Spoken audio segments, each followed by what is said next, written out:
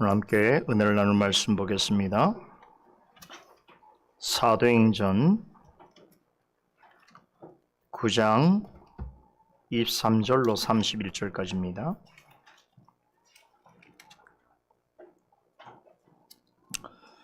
사도행전 9장 23절로 31절까지 봉독해 올리겠습니다.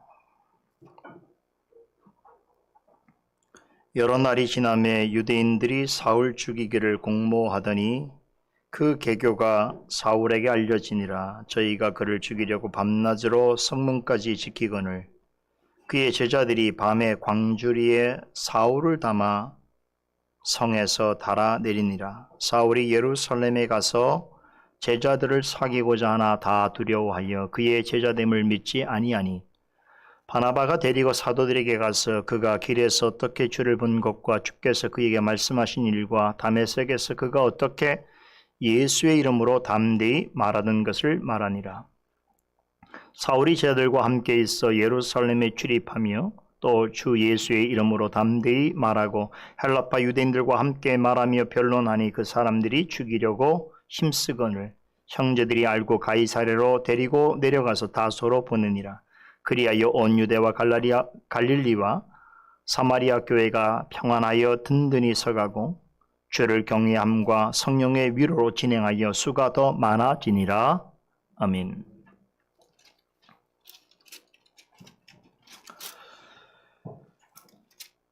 우리는 지난 몇 주간 사도행전 9장에 기록된 말씀을 통해서 핍박자 사울이 회심 후 새로운 사람으로 거듭나는 과정을 살펴보았습니다. 사울은 누구보다도 자긍심이 강한 유대주의자였으며 엄격한 히브리인이었습니다. 그는 단지 관념상으로만 믿거나 이론만 충실한 지식인이 아니었습니다. 진리이고 옳다는 확신을 가진 이라면 물불을 가리지 않았습니다. 자신의 지위와 명예를 바치려 할 만큼 열정적이고 실천적인 사상가였습니다. 그가 그토록 예찬하는 히브리적 사상에서 볼 때에 나사렛 예수를 하나님의 아들이면서 동시에 여호와와 동일한 존재로 여기는 것은 유대교 신앙을 도전하고 파괴한 무서운 이단 사설이었습니다. 그러한 이단적인 주장이 자신과 같은 출신의 헬라파 유대인들에게 전파된다는 것은 히브리인 중에 히브리인이요 바리새인 중에 바리새인, 그로서는 도저히 묵과할 수 없는 일이었습니다. 유대주의자들이 지지하는 율법에 따르면 우상 숭배와 이단 사상을 전하는 자는 돌로 쳐 죽여도 될 만큼 심각한 범죄자입니다. 사울은 유대인들을 이단 사설로부터 보호하고 아울러 이단 사상을 전하는 자들을 박멸해야 한다는 종교적 확신과 투철한 사명감을 가지고 다메섹으로 향했습니다. 그의 생각에 그리스도를 믿는 자들은 수천 년 동안 계승해온 전통적인 유대교 사상을 거부하고 특히나 유대교에서 가장 중요하게 강조하는 신관과 메시아관을 파괴하는 이단자들이었기에 이들을 잡멸하는 것은 유대교 지도자로서 지극히 당연한 것이고 여호와의 이름으로 공의를 실현하는 일로 여겼던 것입니다. 그래서 위협과 살기가 등등하여 폭풍우가 몰아치듯이 다메섹을 향하여 떠났습니다. 그런데 다메섹으로 가던 도중에 영광의 광채를 환히 비추며 나타나신 부활하신 예수님을 만났습니다. 그 자리에서 사울아 사울아 내가 어찌하여 나를 핍박하느냐, 나는 내가 핍박하는 예수라 라고 말씀하시는 그분의 음성을 똑똑히 들었습니다. 예수님을 보고 듣는 그 순간에 그에게 기적적인 변화가 일어났습니다. 다메섹 도상에서 자신을 찾아오신 예수님은 그 이전까지 자신이 알고 있던 존재가 아니라는 것을 단번에 깨달았습니다. 분명 나사렛 예수는 얼마 전에 십자가에 처형당했는데 그분이 살아서 하늘문을 열고 하나님의 임재를 상징하는 영광의 광채를 비추면서 나타나신 것을 목격 하고는 지금까지 내가 한 모든 일들을 다 기억하고 계시다니 이분은 내가 알고 있던 그 사람이 아니구나. 이분은 하나님의 아들이 분명하구나.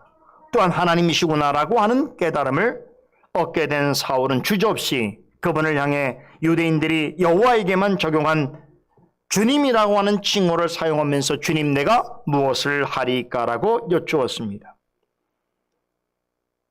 애초에 유대인은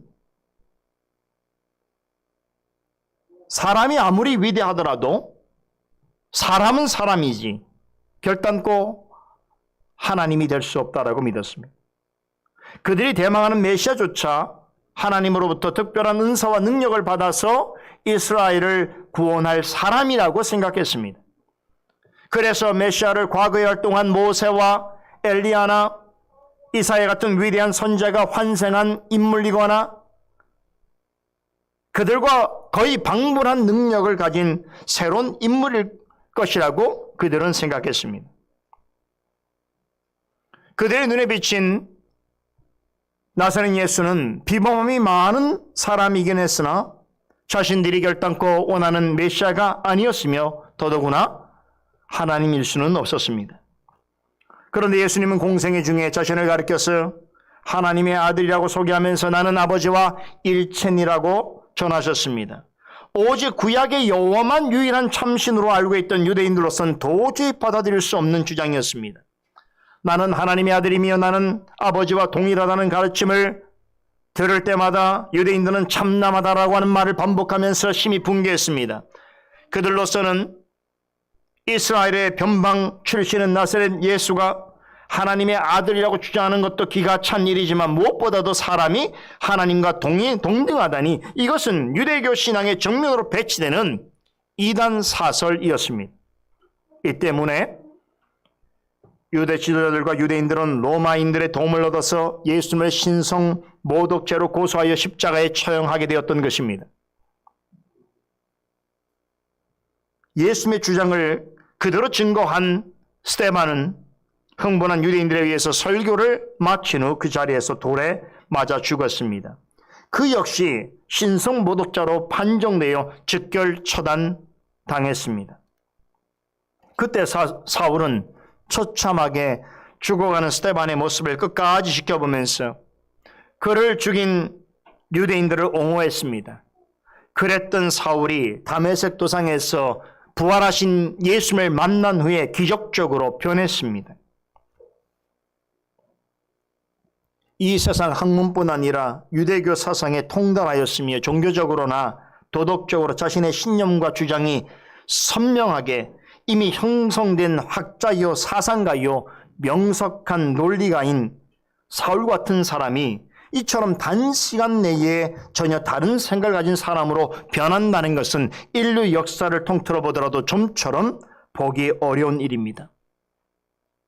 종종 우리는 다른 종교에 귀했던 사람이 혹은 아주 완고한 무신론자가 혹은 반기독교적인 사상을 가지고 있던 철학자가 어떤 신앙적인 경험을 하고서 갑작스럽게 기독교로 전향하는 경우를 보는 때가 있습니다. 그러나 그렇다고 해서 사울과 같은 경우는 찾아보기 어렵습니다. 사울처럼 신앙적인 변화와 함께 완전히 새롭고도 심오하며 크고 위대한 사상 체계를 가진 사람이 되지는 않습니다. 그런 점에서 사울의 회심과 변화는 일반적인 경우와는 사뭇 다릅니다. 그런 당시 시점으로 본다면 앞으로 전개될 이방인들과 이방 지역에 복음을 전함으로 단시간 내에 기독교 신앙을 세상 끝까지 확산시키는 하나님의 크신 일을 위해 택함받은 주님의 위대한 종이었습니다. 사울은 어쩌면 신비한 경험 정도로 생각할 수 있는 다메섹 도상에서의 예수님과의 만남을 결코 가벼이 생각지 않았습니다. 그 경험은 오랜 세월 동안 유대교 사상을 뒷받침하고 있던 신관과 메시아관을 완전히 뒤바꿔 놓았습니다. 부활하신 예수를 만난 사울은 유대주의자로서 자신이 확신하고 있던 진리관이 잘못되었다는 것을 전광석과 같이 깨달았습니다. 나사렛 예수가 죽은 사람에 불과한 줄 알았는데 그게 아니라 그분은 살아계신 하나님의 아들이시고 또한 하나님과 동등하신 하나님이라는 사실을 깨닫게 되자 그동안 잘못 알고 있던 모든 진리를 초계와 같이 버렸습니다. 그가 원한 진리는 참된 진리입니다. 부활하신 예수를 만나 뵙기 전까지 유대교적인 신관과 메시아관이 참된 진리라고 확신하며 살았습니다. 그런데 그것이 아니라는 것을 알게 되자 단번에 배설물같이 버렸습니다. 그런 것을 보면 사울은 진리에 대해서만큼은 굉장히 순수하고 정직한 사람입니다. 비록 과거에 잘못된 진리관을 가지고 있었지만 그것은 그가 참으로 그것이 옳다고 여겼기 때문입니다. 그 면에 있어서는 그는 순수하고 정직한 사람이 분명합니다. 그뿐 아니라 회심 후에 유대인들의 회당을 찾아다니면서 자신이 만난 예수님에 대해서 전한 것을 보게 될 때에 그는 굉장히 용기 있고 열정적인 사람이라는 것을 알 수 있습니다. 어찌 보면 그는 진리에 목숨을 걸고 진리를 위하여 사는 사람입니다. 다메섹 도상에서 예수님을 만남으로 알게 된 진리는 너무나 놀랍고 고상하며 위대한 것이었습니다. 그것을 깨닫게 된 것이 너무나 감격스러워서 그것을 전하지 않고는 견딜 수 없었습니다. 물론 사울이 예수님을 만나자마자 이렇게 행동한 것은 아닙니다. 복음을 전하기 전까지 고통과 두려움의 시간이 그에게 있었습니다. 다메섹 도상에서 예수님을 만난 이후로 시력을 상실한 사울은 다메섹에 있는 유다라고 하는 사람의 집에 머물면서 며칠 동안 식음을 전폐하면서 혼자만의 시간을 가졌습니다. 그때 주님께서 그에게 다메섹에 사는 또 다른 주님의 신실한 종인 아나니아를 보내셔서 사울의 눈을 뜨게 해주셨습니다. 아나니의 간구에 응답하셔서 사울에게 성령의 충만한 은혜를 베푸셨습니다. 아나니아를 만나기 전 사흘 동안 사울은 육체적으로 고통스러운 시간을 보내었습니다. 하지만 영적으로는 너무나 복되고 뜻깊은 시간이었을 것입니다. 다메섹 도상에서의 경험을 되돌아보면서 자신을 만나주신 예수님에 대해서 다시금 깊이 생각하고 또 간절히 기도하고 새롭게 깨달은 진리를 정립하는 기회의 시간이었을 것이기 때문입니다. 드디어 몸과 마음이 회복된 사울은 그 즉시 다메섹에 있는 회당들을 찾았습니다. 그것은 며칠 전에 대제사장으로부터 발급받은 체포영장을 가지고 들어가서 믿는 자들을 결박하여 끌어내려고 했던 바로 그곳입니다. 하지만 더 이상 그는 위협과 사기가 등등하여 그리스도를 믿는 자들을 박해하는 핍박자가 아닙니다. 얼마 전까지만 하더라도 그토록 증오하던 나사렛 예수를 이제는 그를 위하여 증거하는 복음 전도자로서 그곳을 찾았습니다. 다메섹에 있는 회당에서 만난 유대인들에게 다메섹 도상에서 만난 예수 그리스도에 대해서 전했습니다. 그분은 유대인들에 의해 죽은 나사렛 예수가 아니라 지금도 영광 가운데 살아계시는 하나님의 아들이요 죄인을 구원하시기 위해 오신 참 신성과 인성을 가지신 그리스도 곧 참 메시아라는 사실을 전했습니다. 부활하신 예수님이 하나님의 아들이시고 참 메시아라는 사실은 이후에 바울이 되어서 전하고 가르친 복음의 가장 중요한 핵심적인 내용이 됩니다. 그는 가는 곳마다 예수님을 하나님의 아들이여 동시에 하나님이 보내신 참 메시아라는 사실을 선포했습니다. 사울이 전하는 설교를 들은 유대인들은 깜짝 놀랐습니다. 21절에 보면 듣는 사람이 다 놀랐다라고 전합니다. 본문의 뜻을 보면 너무 놀랐어. 넋을 잃을 만큼 충격적이었다라고 하는 뜻입니다. 왜 그렇습니까? 그들은 사울이 변화된 것을 알지 못했습니다. 그들에게 있어서 사울이라는 사람은 나서는 예수를 믿는 자들을 박멸하기 위해서 앞장선 유대교 지도자였습니다. 예수 이름을 부르는 자들을 잡멸하려고 위협과 살기가 등등하여 다메섹으로 향했던 바로 그 사람입니다. 그 때문에 사울이 전하는 그리스도에 관한 설교를 들은 유대인들은 혼비백산했습니다. 이 사람이 우리가 아는 사울이 맞는가 의심했습니다. 예루살렘에서 모든 신자들을 멸하려 했던, 그리고 그들을 결박하여 대제사장에게로 끌어가기 위해서 다메섹에 온 그 사람이 아닌가 서로를 바라보면서 의아하면서 궁금해했습니다.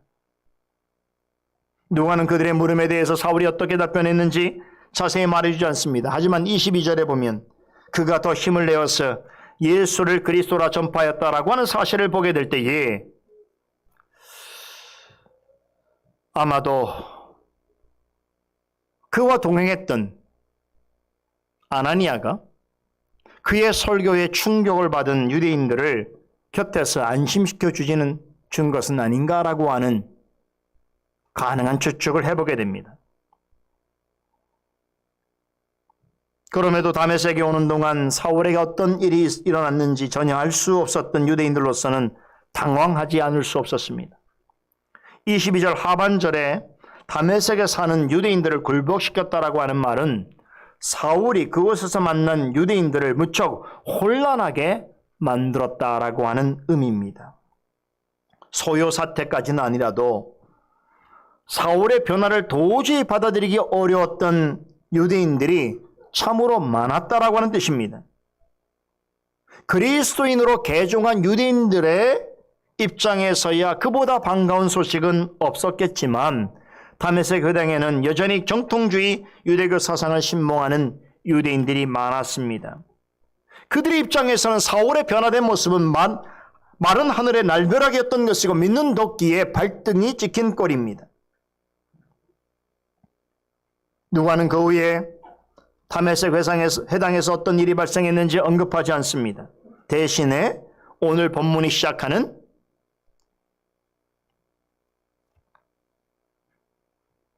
23절에 보게 되면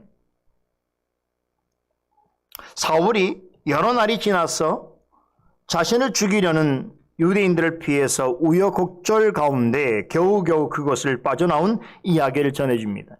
그리고 26절에서는 사울이 예루살렘으로 가게 된 이야기를 들려주고 있습니다. 자, 누가가 전하고 있는 이야기만으로 보면 사울이 회심한 후에 다메섹에서 얼마 정도 머물면서 유대인들에게 복음을 전하다가 그에게 불만을 품은 유대인들이 자신을 죽이려고 하는 계획을 꾸미고 있다는 것을 알아차리고는 제자들의 도움을 얻어서 천신만고 끝에 다메섹 도상을 빠져나와서 예루살렘으로 갔다가 이게 가이사랴를 거쳐서 자신의 고향인 다소로 가는 여정을 소개해 주는 것처럼 그렇게 보입니다. 그렇지요? 그런데 알고 보면 이 과정에는 긴 시간과 엄청난 이야기가 압축되어 있습니다. 누가는 이 부분을 세세하게 다루지 않습니다. 그것은 중요하지 않아서가 아닙니다. 역사가로서 누가의 관심은 다른 곳에 있었기 때문입니다.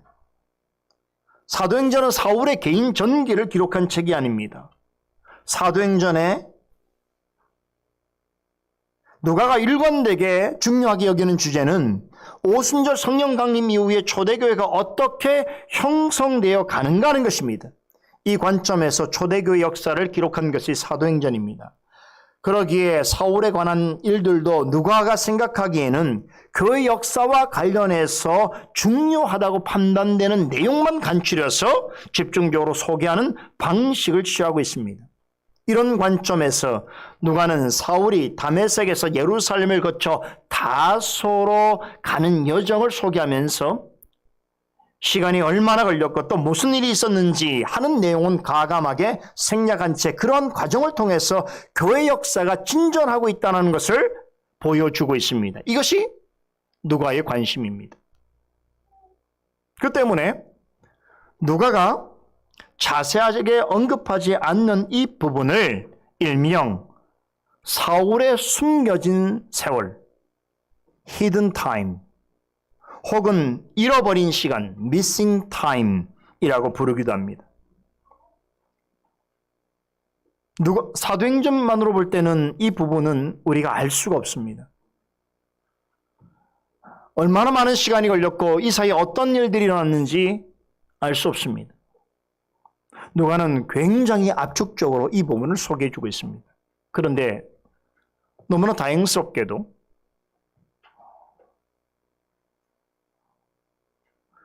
사울이 회심한 이후에 감춰진 사울의 행적과 그 시간에 대해서 나중에 바울된 사울이 직접 서신서를 통해서 어느 정도 우리에게 이 부분을 알려주고 있다는 것입니다. 그 대표적인 내용이 갈라디아서인데요. 우리 갈라디아서 1장을 다 같이 보도록 하겠습니다.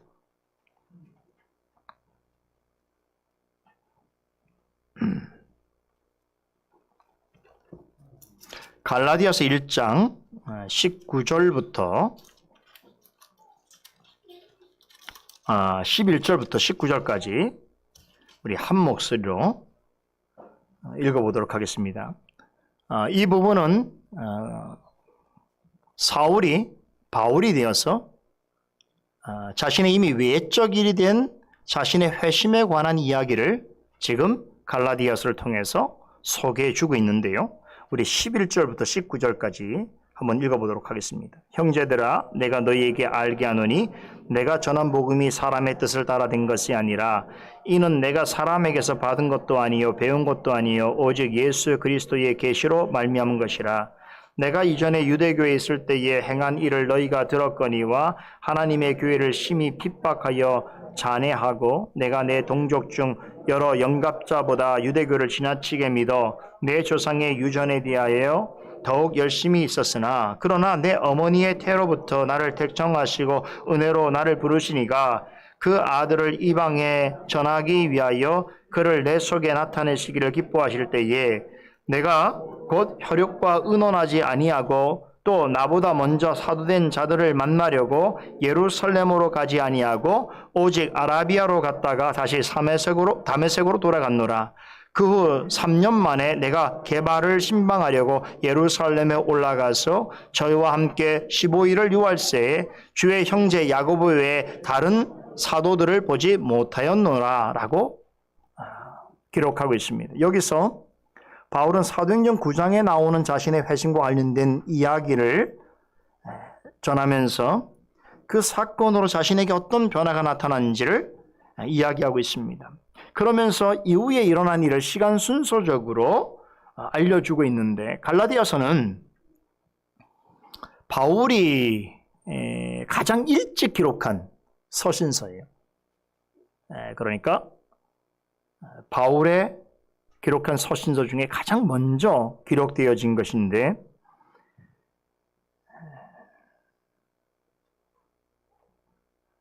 이제 앞으로 우리가 배우게 될 텐데요. 13장부터 나오는데 바울의 제1차 전도 여행이 있어요. 그 전도 여행이 끝마치고 그리고 2차 전도 여행을 가기 전에 안디옥이라는 곳에 잠시 머물게 되는데 그때에 기록하였다고 이렇게 보고 있습니다. 이때 시간이 어느 정도 흐른 것이냐면 사울이 회심한 후에 약 19년 정도가 지난 시점입니다. 방금 읽은 갈라디아서 본문은 바울이라고 하는 사도의 이름을 가지고 대단히 활발하게 활동하던 때에 지난 과거의 그 일을 회상하면서 자신의 행적에 대해서 소개하고 있는 것입니다. 우리가 좀 더 주목해 볼 것은 17절과 18절입니다. 이 두 구절은 오늘 본문에서 사울이 회심한 후에 다메섹 회당에 찾아가서 복음을 전한 이후에 예루살렘을 방문하기까지 숨겨진 여정, 잃어버린 그 시간, 그것에 대해서 알려주고 있습니다. 바울의 설명에 따르면 회심 후에 곧바로 예루살렘으로 가지 않았다고 합니다. 대신에 아라비아로 갔다가 다시 다메섹으로 돌아와서 잠시 머뭅니다. 이렇게 하는 동안이 대략 3년의 시간이 소요됩니다. 말하자면 다메섹을 떠난 지 3년 만에 아라비아를 거쳐서 다시 다메섹으로 돌아오게 된 것입니다.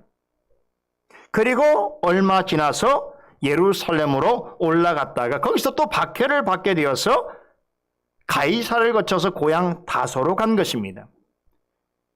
여기까지가 본문이 소개해주고 있는 사울이 회심한 이후에 그가 움직인 여정입니다.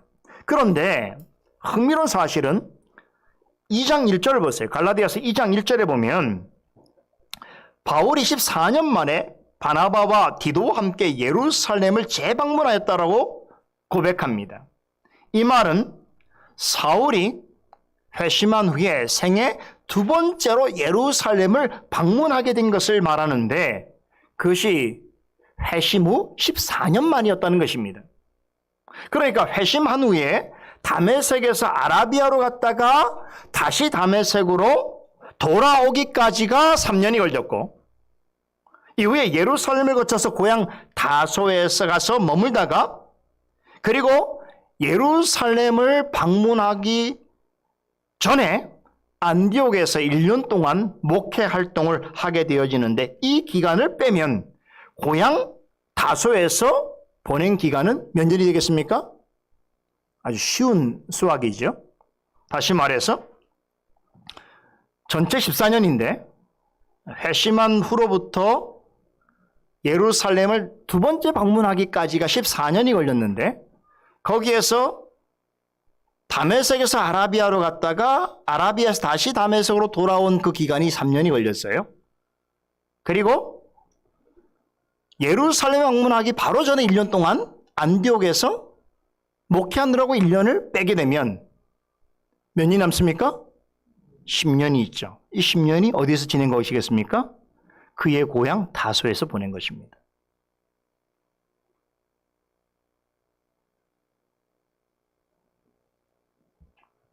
다시 말하자면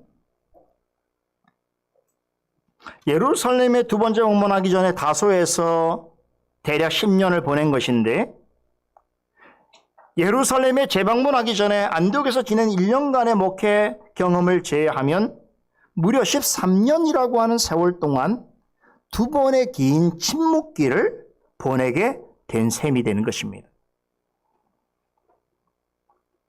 아라비아와 다메섹에서 3년, 예루살렘을 거쳐서 다소에서 10년, 이렇게 사울은 회심 후에 대략 13년이라고 하는 세월 동안 거의 무명의 성도로서 지내게 됩니다. 놀랍죠? 사울이 회심한 다음에 바로 사도로서 활동한 게 아니에요. 거의 13년 동안 사람에게 보이지 않는 무명의 성도로서 지냈던 것입니다. 이때는 바울이라는 이름을 가진 이방인의 사도로서 본격적으로 복음 전도 사역에 대비하기 전입니다. 이 기간 동안 무슨 일을 하였고 어떻게 시간을 보냈는지 신약 성경의 저자들뿐만 아니라 바울 자신도 구체적으로 언급하지 않습니다. 그래서 이 기간을 바울의 침묵기 혹은 히든 타임 혹은 미싱 타임이라고 부르는 것입니다. 그런데 한 가지 확실한 것은 이 기간은 본격적으로 사도로서의 사명을 감당하기 위해서 준비하고 이방인들에게 복음을 전하기 위해서 택함받은 주의 큰 그릇으로서의 모든 면에서 더욱 정교하고 확실하게 다듬어지는 시간이었다는 사실이겠지요. 여러분, 바울의 위대성은 하루아침에 완성된 것이 아닙니다. 바울의 위대함이라고 하는 이 표현을 사용하면 어떤 분은 좀 불편하게 여길 수도 있을지 모르겠습니다. 인간의 전적 타락을 강조하는 개혁 신앙을 추구하는 목회자로서 한 사람을 위대하다라고 격찬하는 것은 좀 어울리지 않는 일이 아닌가라고 반문할지도 모릅니다. 제가 하는 말을 오해 없이 잘 들으시기 바랍니다. 하나님 앞에서 바울도 우리와 같은 성결 같은 사람입니다. 그 역시 하나님 앞에서 자신을 질그릇 같은 존재라고 고백했습니다. 그럼에도 하나님께서는 바울을 특별한 계시의 그릇으로 사용하셨습니다. 신약시대 이후 역사를 통틀어서 하나님의 계시를 가장 많이, 그러면서도 가장 정확무오하게 전달하고 기록한 유일한 사람이 바울입니다. 바울이 기록한 성경은 서신서 13권인데요. 공식적으로 13권이지만 저는 히브리서도 바울이 기록했다라고 믿습니다만 학계에서는 인정하지 않습니다. 그거는 누가 기록했는지 모릅니다. 여하튼 13권에서 14권인데요. 여러분, 신약성경 전체 27권 중에 절반 혹은 그 이상을 바울이라는 사람이 홀로 다 기록한 것입니다. 여러분, 이런 일이 아무나 할 수 있는 일이겠습니까? 뭐 그리스도를 좀 믿고 뭐 충성하는 사람 정도라면 누구나 할 수 있을 법한 일입니까? 아닙니다. 하나님이 전해주시는 이 많은 양의 계시를 인간의 언어로 체계 있게 엮어서 오고 오는 모든 세대 가운데 항상 틀림없는 진실이요 사실이요 진리로서 남게 하기 위해서 기록해야 한다는 것은 하나님으로부터 직접적으로 특별한 사명과 특수한 은사를 받은 사람이 아니라면 할 수 없는 일입니다. 이 점에 있어서 바울의 위대성이 있는 것이고, 많은 신학자들은 바울을 구약의 모세와 비교합니다. 모세는 하나님이 전달해 주신 모든 율법을 1.1에게 오류 없이 체계적으로 정리하고 상세하게 기록하여 전해 주었습니다. 그렇게 해서 구약 성경에 처음 나오는 5권의 책인 모세오경이 기록되었던 것입니다. 이 위대한 사역을 감당하도록 할 수 있기 위해서 하나님께서는 그로 하여금 40년 동안 바로의 궁에 머물게 하시면서 애굽의 모든 학문과 기술과 경제와 정치를 배우고 깨닫게 하셨습니다. 아무나 할 수 있는 일이 아닌 거예요. 바울도 모세와 비슷한 길을 걷습니다. 다메섹 도상에서 부르심을 받기 전에 그는 당대 최고의 학문과 철학과 종교를 마스터합니다.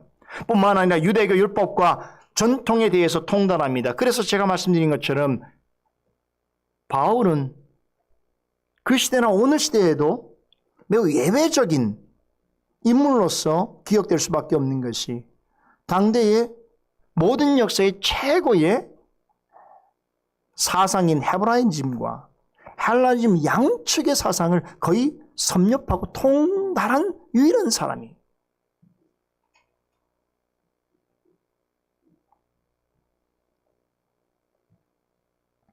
이렇게 해서 얻은 학식과 학문과 경험, 이것을 바탕으로 13권의 혹은 14권의 신약 성경을 기록했던 것이고, 그 때문에 오늘날 많은 신학자들은 바울 신학이라고 부르는 위대한 기독교 사상 체계를 그가 건설했다라고 다 인정하는 것입니다. 다시 말해서 그가 예수 그리스도를 만나기 전에 가졌던 그 지식과 경험은 기독교 사상의 가장 중요한 내용들을 책에 있고 논리적으로 해명하고 전하는 일에 있어서 주춧돌이 되었습니다. 그가 기록한 성경들은 단지 그의 사상과 생각을 전한 것이 아닙니다. 아까 읽은 갈라디아서 1장 11절 12절에도 고백되어 있듯이 그가 전한 복음은 사람에게서 배운 것이 아니고 사람의 뜻에서 나온 것이 아닙니다. 오직 예수 그리스도의 계시로 말미암은 것입니다. 바울은 예수님으로부터 받은 계시를 성령의 감동하심에 따라서 깊은 사색과 명석한 논리와 체계적인 논증을 바탕으로 기독교 복음의 독특성과 위대함을 나타내는 교리들을 해명하고 조직했습니다. 여러분, 인류 가운데 셀 수 없이 많은 지혜자와 지식인이 있겠습니다만 모세와 바울처럼 크고 위대한 사역을 감당할 수 있는 사람은 드뭅니다. 찾아보기 어렵습니다. 모세가 하나님의 율법을 받기 전에 40년 동안 광야에서 침묵기를 보냈던 것처럼 바울 역시 이방인을 위한 사도로서의 본격적인 사역을 시작하기 전에 13년이라고 하는 침묵기를 보냈습니다. 그런 과정을 통해서 하나님의 큰 일을 감당하는 위대한 그릇으로 쓰임받기 위해서 그들은 숙성되었습니다. 하나님의 관점에서 보자면 이 침묵기는 핍박자였던 바울을 위대한 복음 전도자 바울로 만드시는 시간이었습니다. 이방인의 구원을 위하여 부르신 사역을 감당할 수 있는 계시의 큰 그릇으로 사용하시기에 앞서서 그 기간 동안 그를 더욱 연단하시고 인내하게 하시고 세밀하게 준비케 하셨습니다. 우리가 모세와 바울과는 비교할 수 없지만 하나님이 맡기신 중요하고 큰 일을 감당할 땐 반드시 이러한 과정이 있어요. 한 개인뿐만 아니라 교회도 마찬가지입니다. 어떤 주님이 맡기시는 중요하고 큰 일에 대하여 그것을 감당하기 위해서 반드시 그가 철저하게 연단되어지고 오래 참는 법을 익히고 그리고 준비케 하시는 하나님의 역사가 반드시 있습니다. 그리고 때를 따라 때가 참에 주께서 그 일을 행하시는 것입니다. 그런 방식으로 하나님께서는 당신이 기뻐하시는 뜻을 이루어 가시는 것입니다. 이건 한 개인뿐만 아니라 교회도 마찬가지입니다.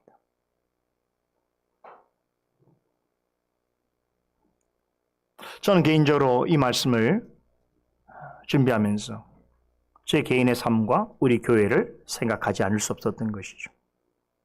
저 개인도 솔리데오 글로리아 교회를 처음 만나기까지 한 8, 9년의 침묵기가 있었습니다.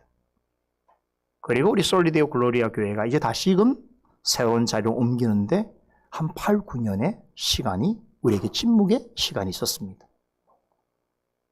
하나님께서 지금 우리에게 주신 이 말씀은 결코 우연이 아니다. 때를 따라 우리에게 주시는 주님의 우리에게 밝히 우리의 갈 바를 알게 하시고 또는 우리에게 맡기신 일을 우리가 힘써 감당할 수 있도록 하시기 위한 하나님의 메시지요, 격려요, 위로다라고 생각합니다. 여러분, 바울에 관한 이런 사실을 우리가 기억할 때에 그가 두 번에 걸쳐서 견뎌냈던 이 오랜 침묵의 시간 동안 그가 무슨 일을 하였는지에 대해서 성경에 자세하게 기록되어 있지 않더라도 우리는 그가 어떻게 이 시간을 견뎌냈는지 추론하는 데 있어서는 그리 어렵지가 않습니다. 혹자는 사울이 마치 이 기간 동안 중세의 수달처럼 명상과 수련에 매진했을 것이라고 그렇게 추측합니다. 그것은 그를 부르신 주님과 주님의 부르심을 받은 바울을 잘 모르고 하는 말입니다. 이 기간은 앞으로의 장래 사역을 위하여 철저하게 준비하는 시간이었을 것입니다. 다메섹 도상에서 만난 예수 그리스도와 그분이 하신 말씀을 기억하면서 그는 기도와 묵상과 공부에 매진하였을 것입니다. 무엇보다도 구약 성경을 바탕으로 철저하게 성경 연구에 집중하였을 것입니다. 이 부분을 전문적으로 연구한 어느 성경학자는 사울이 아라비아에 지내는 동안 갈라디아에서 나오는 이신칭이라고 하는 교리를 비롯해서 앞으로 선보이게 될 중요한 교리들을 정교하게 다듬었을 것이라고 그렇게 주장합니다. 저는 굉장한 설득력이 있는 주장이라고 생각합니다. 주님의 큰 것으로 쓰임받기 위해서 다양한 것들을 체험하는 시간이었기도 하였을 것입니다. 오늘 본문은 그 중에서도 주목할 만한 두 가지 경험에 대해서 전해줍니다. 그것은 복음 전도와 고난입니다. 본문 23절 초두에 여러 날이 지나매라고 하는 말은 회심 후에 사울이 다메섹 회당을 돌면서 유대인들에게 복음을 전한 후에 상당히 오랜 시간이 흘렀음을 말해주고 있습니다. 우리말로는 여러 날이지만 그래서 어떤 분들은 이게 며칠이라고 생각하는 분도 있지만 오랜 날들, 많은 날들을 의미합니다. 그래서 대부분의 주석가들은 이 날들을 갈라디아서 1장 17절과 18절에서 전하는 대로 사울이 다메섹에서 아라비아로 갔다가 다시 다메섹으로 돌아온 3년간의 시간으로 해석합니다. 대부분의 주석가들이 그렇게 보고 있습니다. 혹자는 사울이 다메섹을 떠난 후에 아라비아에서 그것도 아라비아 광야에서 3년을 지냈다라고 주장합니다만 성경에는 그런 기록이 없습니다. 다만 3년은 회심한 후에 아라비아를 거쳐서 다메섹으로 돌아온 후에 그가 예루살렘으로 올라가기 전까지 전체 기간을 의미한다라고 보면 됩니다. 이 기간 동안 사울이 먼저 간 곳이 어디라고요? 다메섹에서 아라비아입니다. 이곳에 가서 얼마나 머물렀고 또 거기서 무엇을 했는지 구체적으로 알려져 있지 않습니다만 말씀드린 대로 바울이 기록한 서신서에 보면 이 부분을 유추할 수 있는 아주 중요한 단서들이 몇 가지 나옵니다. 특별히 고린도후서 11장에 보면 사울이 아라비아에서 무엇을 했는지에 대해서 유추할 수 있는 단서가 나오는데 고린도후서 11장 32절로 33절인데요. 이 본문에서 바울은 옛 일을 기억하면서 이렇게 말합니다. 다메섹에서 아레데 왕의 방백이 나를 잡으려고 다메섹 성을 지킬새 내가 광주를 타고 들창문으로 성벽을 내려가 그 손에서 벗어났노라라고 고백하지요. 여러분, 이 설명은 지금 누가가 오늘 본문에서 기록한 내용하고 동일한 것입니다. 다른 점이 있다면 누가복음은 사도행전에 나오는 이 본문은 역사가 누가가 기록한 것이고 고린도 후서에 이 본문은 직접 경험한 바울이 기록한 것입니다. 그래서 약간의 표현 차이는 다를 수 있지만 같은 내용을 이야기하는 것입니다. 이 두 본문이 동일하다라고 하는 것을 우리가 믿는다면, 그것이 확실하다면 아주 중요한 한 가지 사실을 확인해 볼 수 있습니다. 사울이 아라비아에 머무는 동안 그저 아주 조용하게 숨어 지내지는 않았다는 것입니다. 아까 어떤 사람들이 아라비아에 있을 때에 중세 수도사들처럼 묵상과 명상의 나날을 보냈을 것이라고 그렇게 추측합니다만 그렇지 않다는 것이, 거기에 있을 때도 기회가 있을 때마다 다메섹에서 행했던 비슷한 일들을 행했습니다.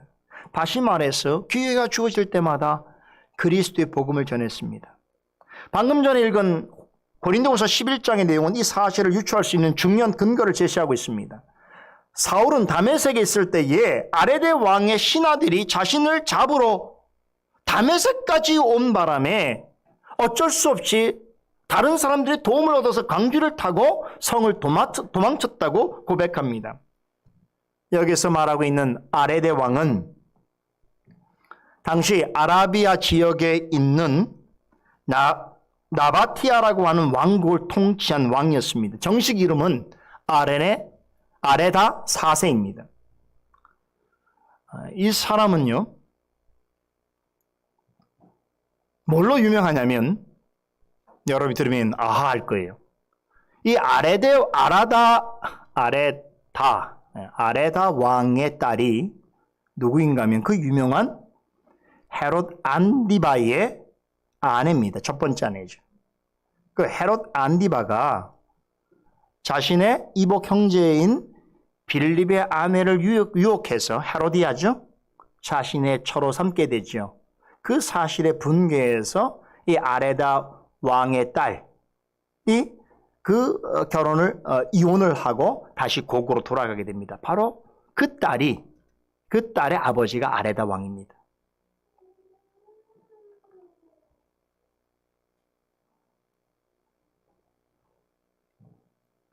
이 왕이 당시에 아라비아 지역에 영향력이 있는 나바티아 왕국을 통치하고 있었습니다. 그런데 이 당시에는 아라비아 지역을 포함해서 나바티아 왕국에는 유대인 공동체가 더러 있었습니다. 그래서 나바티아인들도 다메섹에 많이 거주하고 있었습니다.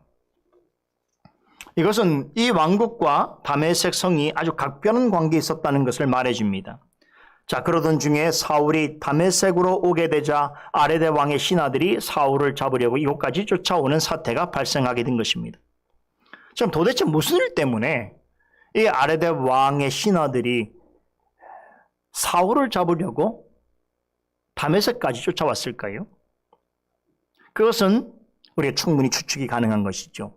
사울이 아라비아에 머물고 있을 때에 그곳에 있던 유대인 공동체와 나바티아인들에게 복음을 전한 것이 화근이 되었을 것입니다. 아라비아와 다메섹에 사는 유대인들은 이 점을 문제 삼아서 사울을 죽이기 위해서 공모하기 이릅니다. 이런 계획을 세우고 아레다 왕에게 도움을 요청했던 것입니다. 이 때문에 사울은 급히 아라비아 지역을 떠나서 다시 다메섹으로 오게 되었고, 유대인의 사주를 받은 아레다 왕은 사울을 잡기 위해서 다메섹까지 방백을 보내게 되었던 것입니다. 이런 일촉즉발의 상황에서 사울은 다메섹에 사는 제자들의 도움을 받아서 밤중에 광주를 타고 들창문을 통해서 성을 빠져나오게 된 것입니다. 사도행전 본문에서 누가는 사울을 잡으려고 공모하고 그를 체포하기 위해서 밤낮으로 성을 지키는 이들을 유대인이라고 설명하는 반면에, 바울이 직접 기록한 고린도 후서 본문에서는 자신을 잡으려고 다메섹까지 쫓아와서 성을 철두철미하게 지킨 이들을 아레다 왕의 방백의 지휘를 받는 이들로 소개하고 있습니다. 자, 이것을 통해서 우리가 확인할 수 있는 것은 사울을 잡으려고 아레다 왕의 세력과 유대인들이 긴밀하게 내통하고 협조하였다는 것을 충분히 예상할 수 있습니다. 이런 일들이 예수님을 체포할 때도 있었죠. 유대인 세력과 로마 세력이 힘을 합쳐서 예수님을 체포했던 것과 같은 방식인 것이죠. 자, 그런데 이런 사건이 발생하게 된 이유가 뭐라고요? 사울이 아라비아 지역과 다메섹에서 그리스도의 복음을 전파했기 때문입니다. 사울은 다메섹을 떠나서 아라비아를 거쳐서 다시 다메섹으로 돌아오기까지의 3년 동안 아무 일도 하지 않았던 것이 아니라는 것이지요. 물론 기도와 묵상과 성경 연구를 하였겠지만 기회가 되는 대로 그런 복음을 전파했습니다. 만일에 이 기간 동안 그가 사람과 전혀 접촉하지 않고 그냥 홀로 조용히만 지내었다면 유대인들의 미움을 받지 않았을 것이고 아레데 왕의 추격을 받을 이유가 없었을 것입니다. 다메섹을 떠난 지 3년 만에 다시 돌아왔지만 그곳에서는 여전히 그리스도를 증오하고 그분의 복음을 거부하는 다수의 유대인들이 있었습니다. 그들은 3년 전에 사울 자신이 다메섹에 있는 주의 제자들에게 했던 그대로 이제는 사울을 향해서 그 같은 위협과 살기를 내뿜고 있었습니다. 이 일은 사울로 하여금 많은 것을 느끼고 깨닫게 되는 계기가 되었을 것입니다. 자신이 그리스도를 믿는 자들을 박해하고 죽이려 할 때에 그리스도인들이 느꼈을 그 느낌, 그 두려움, 그 아픔, 그 상실감, 그것을 실제로 이제 자신이 느끼는 처지가 된 것이지요. 주님께서 그것을 경험하도록 하시는 것입니다. 이것은 전에는 생각지도 못한 일입니다. 그러나 이제 이것을 통해서 내가 주님의 제자가 되니 자신에게 비법받던 성도들과 같은 경험을 하게 됨으로써 사울은 이전에 자신에 의해서 박해받던 주님의 제자들과 같은 입장이 되어버린 것입니다. 그제서야 비로소 자신이 주님의 제자들과 한 지체라는 것을 뼈저리게 느꼈을 것입니다. 이 경험은 분명 그에게 큰 고난이었지만 주님께서는 고난이 주는 유익을 맛보게 하셨습니다. 놀랍게도 다메섹 성에는 사울의 제자들이 있었습니다. 이전에 사울이 전한 복음을 듣고서 감동하여 그리스도인이 된 사람들인데요. 이들은 사울을 환대해 줬을 뿐만 아니라 무사히 성을 빠져나갈 수 있도록 적극 도와주었습니다. 하나님께서는 이렇게 큰 고난을 마주하는 주의 자녀를 결코 모른 척하지 아니하십니다. 위로할 자를 곁에 두시고 감사할 일을 베푸십니다. 고린도전서 10장 3절에 있는 것처럼 미쁘신 하나님께서는 감당치 못할 시험 당함을 허락지 아니하시며 시험 당하더라도 그 즈음에 피할 길을 내사 능히 감당하게 해주십니다. 그 사울은 그의 생애를 통해서 이제 그가 밖에 있던 그리스도인들이 생각하고 고백하고 실천했던 그 삶을 자신이 살게 되는 거예요. 하나님께서 그렇게 그를 몰아가시는 것입니다. 그로 하여금 실제로 자신이 주님의 제자가 되었고 주님의 몸된 교회의 한 일원이 되었다는 것을 뼈저리게 알게 해주시는 것입니다. 그런 점에서 그에게 주어진 이 고난은 결코 무익한 것이 아니다. 이 고난마저도 그에게 유익한 것이다 라고 하는 걸 깨닫게 해주시는 것입니다. 또 한편으로 한 가지 중요한 것은 뭐냐면 사울은 이미 자신이 어떤 부르심을 받은지 아는 사람입니다. 다시 말하면 하나님께서 그를 부르실 때에 앞으로 이방인 구원을 위하여 목적 있게 사용하시기 위해서 택한 그릇으로 부르신 이상 그의 생명을 그 일을 감당하기까지 보존하시고 지키시고 인도하실 거라는 믿음을 가지고 있었던 것입니다. 그래서 어떤 고난이 있어도 그것을 뚫고 지나갈 수 있었던 것이에요. 왜냐? 하나님께서 부르신 소명이 있다는 걸 알기 때문입니다. 이게 굉장히 중요한 것이에요. 하나님께서 어떤 사람을 부르셨다, 어떤 교회를 세우셨다고 할 때는 목적이 있습니다.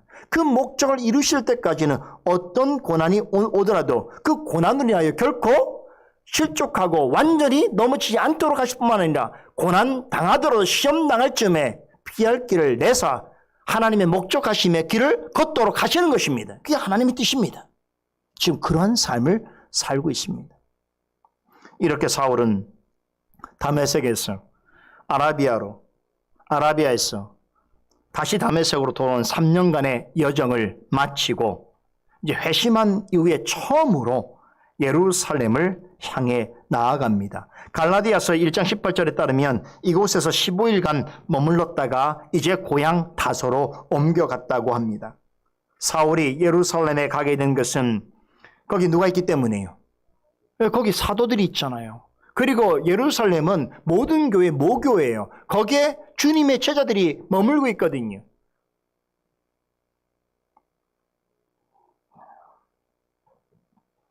예루살렘 교회의 스데반의 핍박 이후에 사도들 만났고 모든 성도들이 터졌지만 이제 시간이 어느 정도 지나자 다시 예루살렘 교회로 성도들이 되돌아갔습니다. 그래서 예루살렘에는 사도들과 더불어 많은 성도들이 다시 있어서 교회가 또 힘을 내서 교회가 모든 교회들, 앞으로 세워질 모든 교회들의 전초 기지 역할을 감당할 수 있도록 그렇게 교회가 세워져 가고 있었던 것입니다. 그 교회에 가고자 하는 열망이 그에게 있었던 것이죠. 가서 사도들을 만나고 주의 제자들을 만나서 그들과 깊이 교제하기를 원했던 것입니다. 특별히 12제자를 만나기를 간절히 바랬습니다. 그래서 주님의 제자가 된 자신의 모습을 보여주고 그들과 깊은 교제를 나누기 원했던 것이지요. 하지만 기대가 크면 실망도 큰 법. 이건 법입니다. 사도에게도 적용되는 법이에요. 너무 큰 기대를 가지면 실망을 하게 돼 있어요. 여러분, 그래서 갔는데 가서 보니까 사도들이 없어요. 그리고 예수님의 동생 야고보만 만나게 됩니다. 다른 사도들은 만나지 못합니다. 더 안타까운 것은 예루살렘에 가기 전까지 예루살렘 교회를 생각하면 금이 양은 아닐지라도 자신의 변화된 모습을 예루살렘 교회 성도들이 따뜻하게 맞아줄 것을 기대한 마음이 있을지도 모르겠는데 막상 예루살렘에 도착해 보니 성도들이 사울에 대하여 어떻게 했다고요? 여전히 두려워했다고 말합니다. 어느 정도 소문은 들었겠지만 사울을 직접 대면하기는 대단히 부담스러웠던 것이지요. 그동안 사울에게 무슨 일이 일어났는지 정확하게 알지 못할 뿐만 아니라 여전히 사울에 대한 좋지 못한 인상이 남아있던 터라 예루살렘 성도들은 한사코 그를 피했습니다. 예수님의 제자가 되었다는 사울의 말에 대해서 신뢰감을 가질 수 없었습니다. 혹시라도 이번에도 자신들을 속이고 더 큰 핍박을 가하려고 하는 것은 아닌가 의심했습니다. 그도 그럴 것이 스데반이 순교할 때에 사울이 보인 그 잔인한 모습, 또 위협과 혈기가 등등한 채 다메섹에 있는 주의 제자들을 전멸하기 위해서 떠나온 그 모습을 또렷하게 기억하고 있는 예루살렘 성도들 입장에서는 지금 와서 자신을 가리켜서 주의 제자라고 소개하면서 가까이 지내자고 하는 그를 선뜻 받아들이기는 대단히 어려웠던 것입니다. 여러분, 사울은 이제 난처하게 되었습니다. 미안하고 속상한 마음이 있어도 스스로 이 난국을 해결하기에는 뾰족한 대안이 없었습니다. 상황이 좋지 않으면 다시 다메섹으로 돌아가든지 아니면 예루살렘 성도로부터 왕따가 될 수 있는 상황입니다. 그런데 이번에도 하나님께서는 그를 위해 특별한 위로자 한 사람을 예비해 놓으셨습니다. 누굽니까? 바로 바나바예요.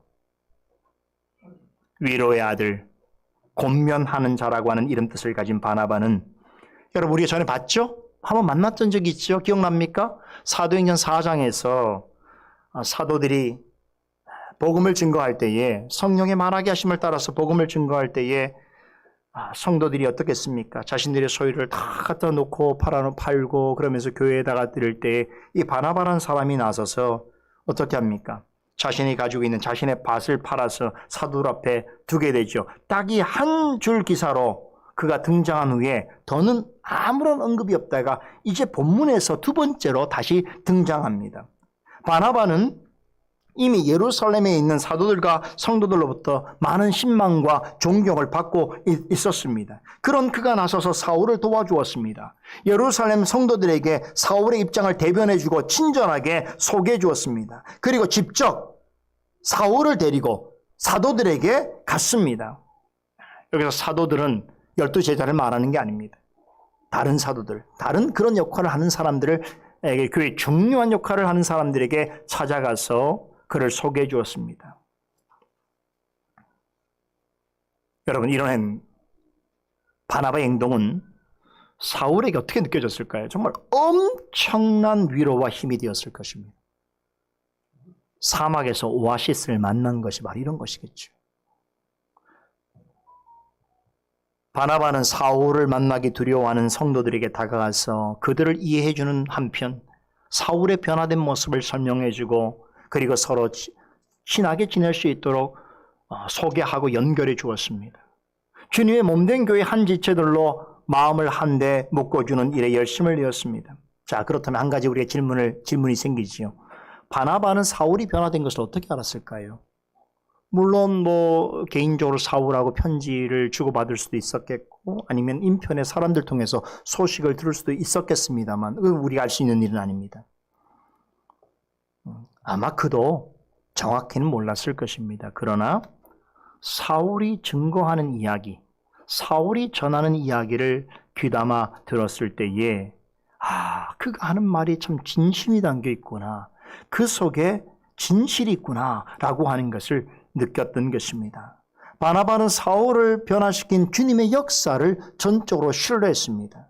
그는 주님의 사람을 국률한 마음으로 바라보는 마음을 가지고 있을 뿐 아니라 주님의 사람을 알아보고 귀하게 여기는 영적인 타고난 안목을 지닌 사람이었습니다. 그러기에 사울의 손을 붙잡고 사도들과 주의 제자들에게 가서 그가 어떻게 주님을 만났고 보았으며 주님으로부터 어떤 사명을 받았는지 그리고 다메섹에 있는 유대인들에게 어떤 말로 복음을 전했는지 대신하여 세세하게 전해주었습니다. 그의 노력은 예루살렘 성도들로 하여금 사울에게 마음의 문을 열게 하는 기폭제가 되었습니다. 결국 예루살렘 성도들은 사울을 예루살렘 공동체의 일원으로 받아들였습니다. 그 덕에 사울은 예루살렘 성도들과 자유롭게 교제할 수 있게 되었고 누구의 간섭 없이도 예루살렘에서 자유롭게 드나들 수 있게 되었습니다. 그러자 그는 다메섹에서 한 것처럼 예루살렘에서도 복음을 증거하기를 쉬지 않았습니다. 담대하게 주님의 이름으로 복음을 선포했습니다. 아마도 그 복음은 다메섹에서 증거했던 바로 그 복음이었겠죠. 예수는 하나님의 아들이요 참 메시아다라고 하는 복음의 내용을 증거했을 것입니다. 예루살렘에서 이 같은 일이 가능하게 된 배경에는 바나바와 같은 성도가 있었다는 사실을 우리는 기억해야 합니다. 만일에 예루살렘에 바나바가 없었다면 사울이 바나바를 만나지 못했다면 어떻게 되었을까? 물론 가정입니다만 바울이 하나님의 큰 그릇으로 사용될 수 있었던 것은 그가 가진 개인적인 탁월함 때문만이 아닙니다. 곁에서 그를 이해하고 돕는 선한 마음을 가진 믿음의 조력자들이 있었기 때문입니다. 애초에 사울이 다메섹을 떠나 예루살렘으로 갈 때에 그에게는 큰 기대가 있었습니다. 사도들과 성도들에게 자신의 변화된 모습을 보여주고 자신도 그들과 같이 예루살렘 교회의 일원으로서 인정받기를 원했습니다. 하지만 바나바를 만나지 못했다면 아마도 그의 바람은 물거품이 되었을 수도 있습니다. 그리고 그는 심한 좌절감에 빠질 수도 있습니다. 예루살렘 성도들이 사울이 주님의 제자가 된 것을 믿어주지 않고 두려워 피할 때에 유일하게 바나바는 그를 따뜻하게 맞이하고 안아주었습니다. 사울이 어찌할 바 몰라서 망설이고 주저할 때에 그의 손을 붙잡고 다니면서 사도들과 성도들에게 소개해 주었습니다. 바나바는 사울의 진심을 알아보았고 사울은 바나바의 배려에 감동했습니다. 바나바는 사울에게 위로를 주었고 사울은 바나바에게 확신을 주었습니다. 바나바는 사울에게 열렬한 후원자가 되어 주었고 사울은 바나바에게 진정한 동력자가 되었습니다. 예루살렘에서 처음 만난 이 두 사람은 이후에 주 안에서 가장 가까운, 가장 친밀한 동역자가 됩니다. 나이 차이가 많은데요. 바나바는 굉장한 어른이에요. 근데 이 젊은 바울과 아주 친밀한 동역자가 됩니다.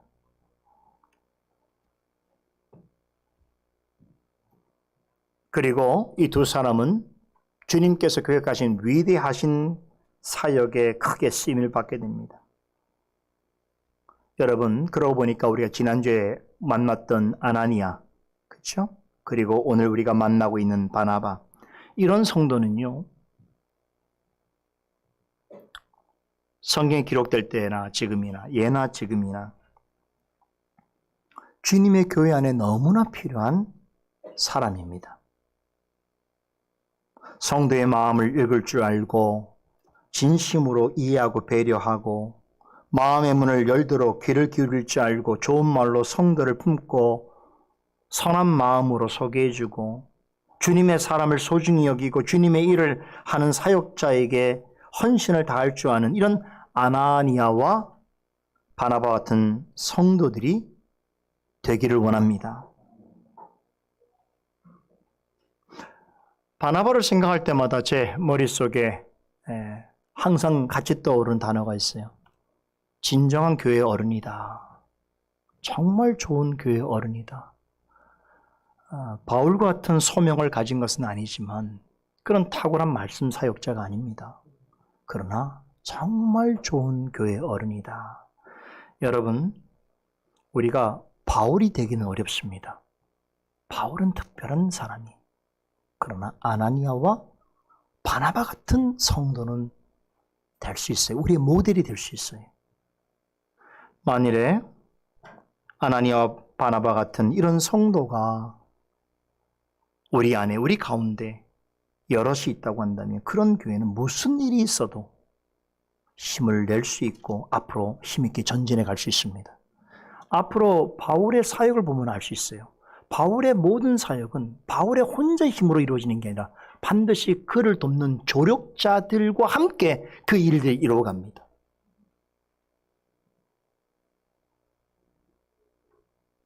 아무튼 예루살렘 교회 성도들로부터 인정을 받은 사울은 자유로이 복음을 전했습니다. 그의 우선적인 관심의 대상은 예루살렘에 있는 헬라파 유대인들에게 복음을 증거하는 것이었습니다. 이들은 일전에 스데반과 논쟁을 일으켜서 그를 죽음으로 몰고 간 그때 한패였던 사람들입니다. 공교롭게도 사울은 얼마 전까지만 해도 이 무리들과 함께 있었고 또 이들을 이끄는 핵심 지도자였습니다. 그런데요, 지금 어떤 상황이 벌어진 겁니까? 이제 완전히 변화된 모습으로 그들에게 지금 그리스도의 복음을 전하고 있는 것입니다. 여러분, 이게 말이 안 되는 상황이죠. 누구 입장에서는요? 헬라파 유대인들 입장에서는. 그렇죠. 사울의 침묵 가운데서 스데반을 죽이는 일에 나섰던 헬라파 유대인들 입장에서는 사울은 그들에게 있어서는 정신적인 지주 같은 그런 지도자입니다. 그런데 그가 지금 변화해 와서 자신들이 그토록 혐오하고 있는 그리스도의 복음을 전하고 있는데 그것이 좋게 보일 리가 있었겠습니까? 그들 입장에서는 사울은 어떤 사람이에요? 배신자인 거죠. 이 배신자를 가만히 놔둘 수 있습니까? 그래서 그들은 스데반을 죽였던 것처럼 사울도 죽이려고 하는 것입니다. 구체적으로 그들이 어떤 음모를 꾸몄는지는 알 수 없지만 예루살렘 성도들의 도움을 받아서 황급하게 그곳을 떠나게 된 것을 보게 될 때 굉장히 치밀하고 무서운 것이었다는 것을 알 수 있습니다. 그런데 하나님께서는 이번에도 사울을 도울 자들을 준비해 두셨습니다. 다메섹에서는 사울의 제자들이 그를 도와주어서 무사히 성을 빠져나오게 되었는데 예루살렘에서는 그리스도 안에 형제인 성도들의 도움을 받아서 안전하게 나와서 고향 다소로 가게 됩니다. 이 두 경우는 모두 평행 이론처럼 유사한 점이 있습니다. 사울이 복음을 전하다가 큰 어려움, 고난을 처하게 될 때에 주님께서는 시련과 고난을 극복할 수 있도록 도움을 주시고 피할 길을 내주시는데 누구를 통해서요? 주변에 있는 사람들을 통해서, 복음과 연결된 사람들을 통해서 그 일을 하게 하신다는 거예요.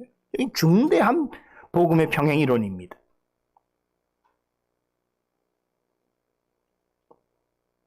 이런 방식으로 사울을 이방인을 위한 복음의 큰 것으로 사용하시기 위해서 위한 목적을 철저하게 이루어 가십니다. 이후 사울은 고향 다소로 가서 거기서 10년 동안 지내게 되는데 복음 전도 역사의 전면에 등장하기까지 말씀드린 대로 10년이라는 세월을 침묵의 기간으로 보냅니다. 그로 인해서 거의 잊혀진 인물이 되어갑니다. 하지만 그를 향한 하나님의 계획은 여전히 진행 중이었고 이 기간 동안 더 큰 사역을 위해서 철저하게 준비시키는 그런 과정이었습니다. 그래서 한층 깊어지고 심오해진 그의 모습을 우리는 사도행전 11장부터 이제 본격적으로 만나게 될 터인데요. 다소에서 그가 지낸 이야기는 그때 가서 좀 더 전해드리도록 하겠습니다. 이제 오늘의 마지막 본문인 31절 잠시 상고하고 강설을 마치겠습니다. 31절을 보십시다. 중요한 말씀에서 다시 한번 읽습니다.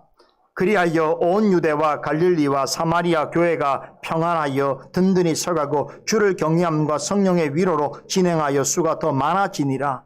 여러분 이 말씀은요 이제 앞서 전했던 사도행전 8장과 9장 전체 내용을 한마디로 한 문장으로 요약하고 있는 것입니다. 스데반 순교 후에 본격적으로 불어닥친 거센 핍박으로 인해서 예루살렘 교회의 성도들은 각 지역으로 터졌습니다. 그럼에도 성도들은 가는 곳마다 그리스도의 복음을 전했습니다. 그 결과 예루살렘으로부터 시작된 복음이 유다와 사마리아에까지 전파되었고 각 지역에 교회가 세워졌습니다. 엄청난 박해와 시련 속에서 이룬 성과이기 때문에 더욱 놀라운 것이지요. 하나님께서는 예루살렘 교회를 향한 핍박조차 당신의 선하신 뜻을 이루시기 위한 거룩한 도구로 사용하셨습니다. 사도행전 1장에서 승천하시기 전에 예수님께서 제자들에게 하신 말씀 기억하시지요?